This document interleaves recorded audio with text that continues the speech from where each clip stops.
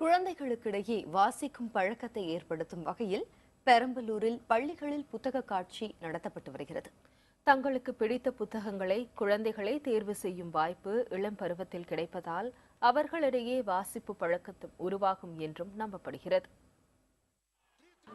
வாசிப்பு பழக்கம் குறைந்து வரும் இந்த காலத்தில் குழந்தைகளிடையே புத்தகங்கள் வாசிக்கும் பழக்கத்தை சிறு வயதிலேயே ஏற்படுத்தும் முயற்சியாக பெரம்பலூரில் இயங்கி வரும் தனியார் பள்ளிகளில் புத்தக காட்சி நடைபெற்று வருகிறது.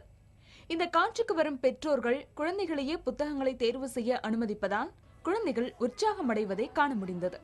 காட்சியில் இடம்பெற்றிருந்த கதைகள் அடங்கிய புத்தகங்கள், காமிக்ஸ் புத்தகங்களுக்கு குழந்தைகள் மத்தியில் அதிக வரவேற்பு இருந்தது. புத்தகங்களுக்கு தள்ளுபடி அளிக்கப்படுவதால் செலவும் அதிகமில்லை என்று பெற்றோர்கள் தெரிவிக்கின்றனர். ஸ்டூடெண்ட்ஸ் இங்கே பார்க்கும்பொழுது அவங்களுக்கு என்ன விருப்பமாக இருக்கோ அந்த புக்ஸ் எல்லாம் எடுக்கலாம். ப்ளஸ் நம்மளும் பசங்களுக்கு எது நாலேஜ் இம்ப்ரூவ் பண்ணுற அளவுக்கு தேவையான புக்ஸும் பார்த்து செலக்ட் பண்ணி எடுக்கிறதுக்கு ரொம்ப யூஸ்ஃபுல்லாக இருக்குது. இப்போ 50% ஆஃபர்னு சொல்லி போட்டிருக்கிறதுனால இப்போ ஒரு 1000 rupeesக்கு நம்ம பர்ச்சேஸ் பண்ணும்போது அது ஆஃப் ப்ரைஸ் தான் நமக்கு வருது. குழந்தைகளின் எதிர்காலத்தை நிர்ணயிக்கும் தன்மை புத்தகங்களுக்கு உண்டு. எனவே ஒவ்வொரு பள்ளியும் ஆண்டுக்கு 2 முறையாவது இதுபோன்ற புத்தக காட்சிகள் நடத்த வேண்டும் என்றும் கோரிக்கை எழுந்துள்ளது.